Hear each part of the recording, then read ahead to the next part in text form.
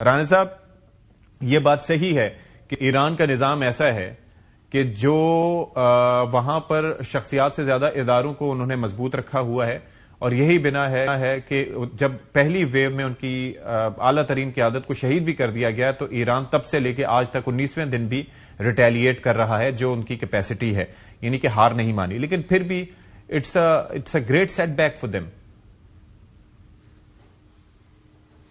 بسم اللہ الرحمن الرحیم. دیکھیں، آبویسلی جو ہے ایک ایرانین ہیرو تھے، اور ان کی اسیسینیشن یا دیگر اور جو سینئر ملٹری لیڈرشپس ہیں ان کی اسیسینیشن جو ہے ایک سیٹ بیک تو ضرور ہے، لیکن یہ تو ڈونلڈ ٹرمپ کے اپنے الفاظ ہیں کہ جو فرسٹ ایئر آف لیڈرشپ ہے وہ انہوں نے ان کو اسیسینیٹ کیا، سیکنڈ ایئر کو بھی کیا، لیکن آج بھی جو اسٹرکچر ہے وہ قائم ہے، اور ایران جو ہے وہ اسٹرینتھ اور ریزیلینس شو کر رہا ہے. تو یہ بڑا انپریسیڈنٹڈ ہے کہ اتنے ہیوی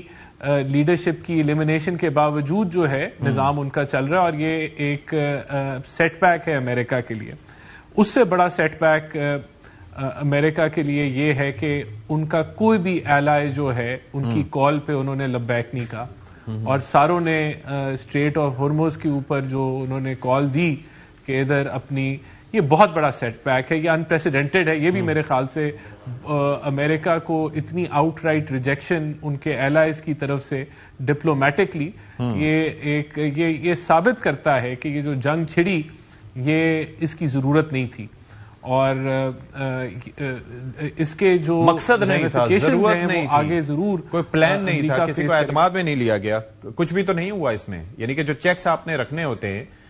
میں نہیں کہتا کہ جو لیبیا کی انویژن تھی وہ ٹھیک تھی، عراق کی انویژن ٹھیک تھی، لیکن وہاں پر انہوں نے اپنے اتحادیوں کے اعتماد میں لے کر ایک ماحول بنایا تھا. یہاں پر تو کوئی پرووکیشن بھی نہیں تھی. تو میں سمجھتا ہوں کہ یہ جو ایک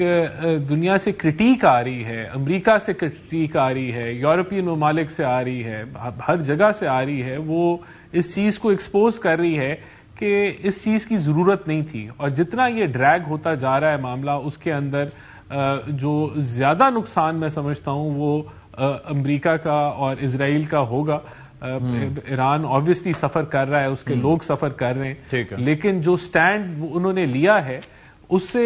مزید، جو آپ کہہ لیں کہ وینزویلا میں آپ نے دیکھا کہ امریکہ نے ایگریشن دکھائی اور اس سے کانفیڈنس ان کو ملا، پھر ایران آیا، لیکن اب اس کے بعد کم از کم اس خطے میں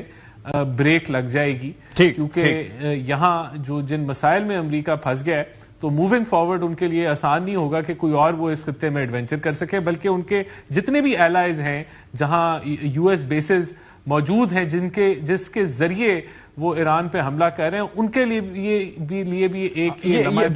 سوالیہ نشان ہے کہ ان کو جو